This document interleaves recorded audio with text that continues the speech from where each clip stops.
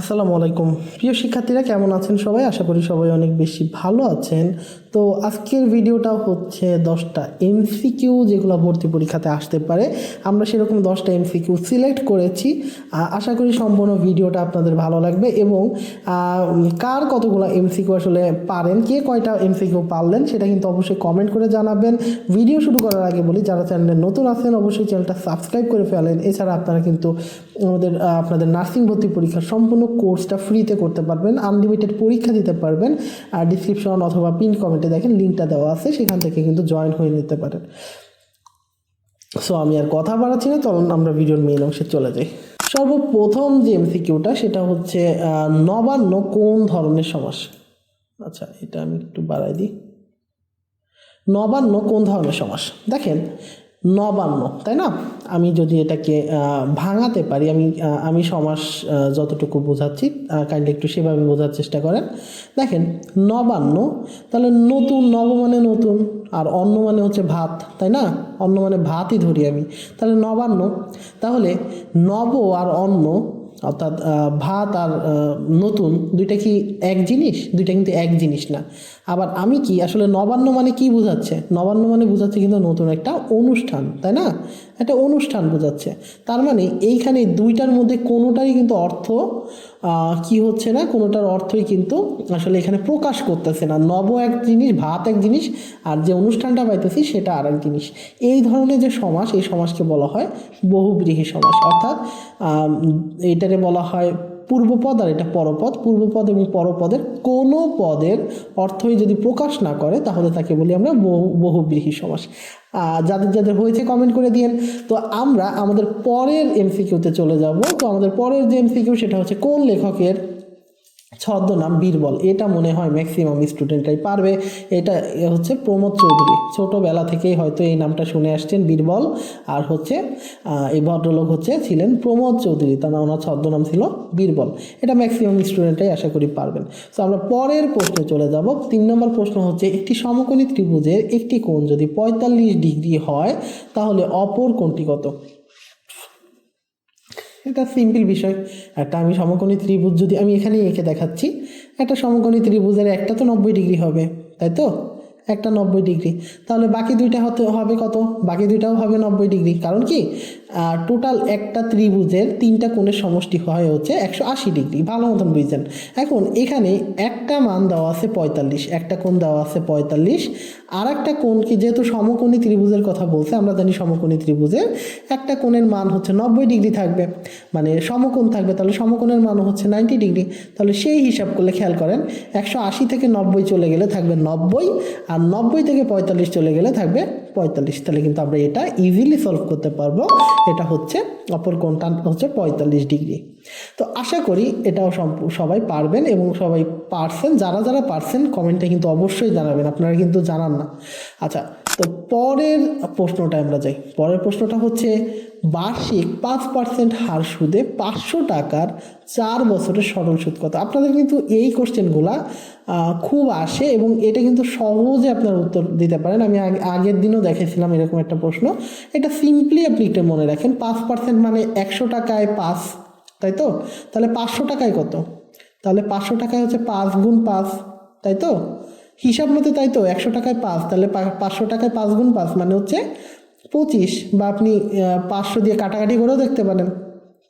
মানে আমি সহজে বুঝালাম, 100 টাকায় মনে করেন 5 টাকা সুদ হয়, তাহলে 500 টাকায় কত হবে?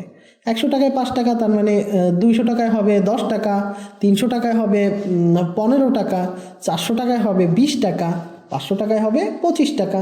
তো এটা কিন্তু আমরা মুখে মুখেই করতে পারি। তো এখানে 500 টাকায় যেহেতু 25 টাকা হয়, তাহলে 4 বছরের সুদ কত? 1 বছরে যদি 25 টাকা হয় তাহলে 4 বছরে হবে কত? 4 25 100 টাকা। খুব ইজি না? তো খুব ইজিলি আমরা এই প্রশ্নটা সলভ করতে পারছি।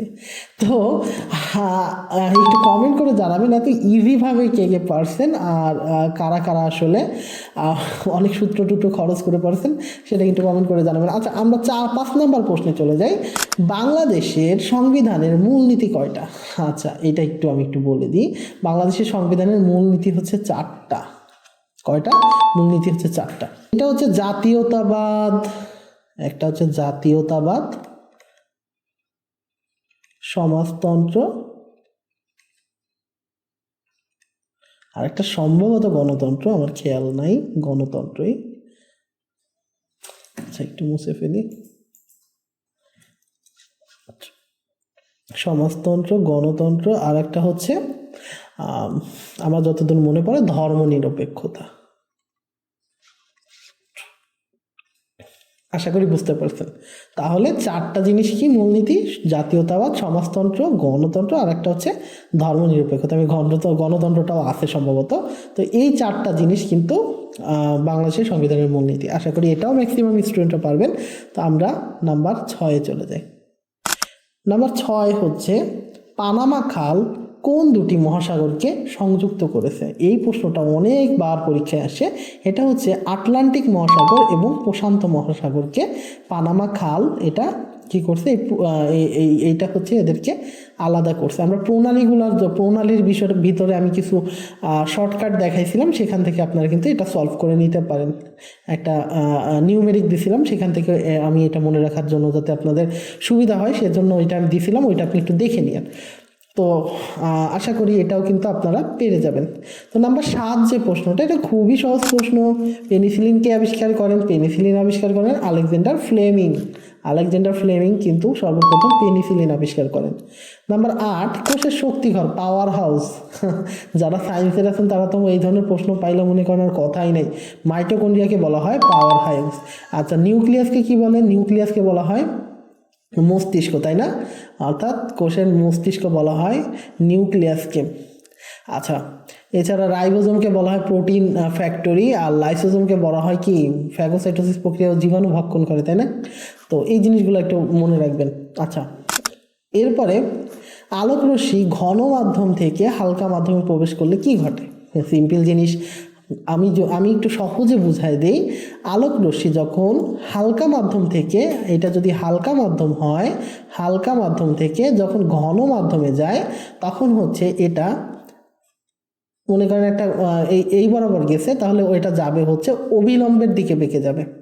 সিম্পল জিনিস একটু ভালো মতন বুঝছেন, পি আর কিউ এটা অভিলম্বের দিকে বেঁকে যাবে, অর্থাৎ অভিলম্ব যেটা আছে অভিলম্বের দিকে বেঁকে যায়। আর যদি ঘন মাধ্যম থেকে হালকা মাধ্যমে যায় তাহলে সেটা বিভেদ তলের দিকে বেঁকে যায়। তাহলে এখানে বলছে ঘন মাধ্যম থেকে হালকা মাধ্যমে, তাহলে এটা হবে হচ্ছে কই গেল বিভেদ তল, মানে অবিলম্ব থেকে দূরে সরে যাবে। এখানে বিভেদ তলও থাকতে পারতো, বাট বিভেদ তল বা অবিলম্ব থেকে দূরে সরে যায়, এই জিনিসটা একটু মনে রাখবেন। তাহলে যদি হালকা মাধ্যম থেকে ঘন মাধ্যম হতো তাহলে হতো অবিলম্বের দিকে বেঁকে যায়, আর যেহেতু ঘন মাধ্যম থেকে হালকা মাধ্যম সেহেতু এটা অবিলম্ব থেকে দূরে সরে যায়, সহজ ব্যাপার। নাম্বার 10 অর্থাৎ সবার লাস্টের যে প্রশ্নটা আমরা করব সেটা হচ্ছে টমেটোতে কোন অ্যাসিড বিদ্যমান? টমেটোতে অক্সালিক অ্যাসিড বিদ্যমান। লেবুতে কোন অ্যাসিড থাকে? Citric acid. তো একটু টুকটাক এটাও আসে পরীক্ষায়, লেবুতে সাইট্রিক অ্যাসিড থাকে। তাহলে টমেটোতে কোন অ্যাসিড থাকে? Oxalic acid. আশা করি 10টা গুরুত্বপূর্ণ প্রশ্ন যেগুলো আপনাদের ভর্তি পরীক্ষাতে আসতে পারে, এগুলো মোটামুটি সবাই সলভ করতে পারছেন। এখানে কার কয়টা হয়েছে অবশ্যই কিন্তু কমেন্ট করে জানাবেন, কারণ আপনাদের যে মূল্যায়নটা যে কে কতগুলা পারতেছে এটা কিন্তু দেখার ভিত্তিতেই কিন্তু আমরা নতুন নতুন করে নতুন সাজেশন আপনাদের দিব। সো আজকে পর্যন্তই, আমাদের কিন্তু লেকচার ক্লাসগুলো কিন্তু চলতেছে, তো আমরা পরের কোনো লেকচার আসলে দিয়ে দিব আপনাদেরকে। তো সাথেই থাকুন, আজকে পর্যন্তই, পরের কোনো ভিডিওতে দেখা হবে। ততক্ষণ সবাই ভালো থাকেন, সুস্থ থাকেন, আল্লাহ হাফেজ সবাইকে, টাটা।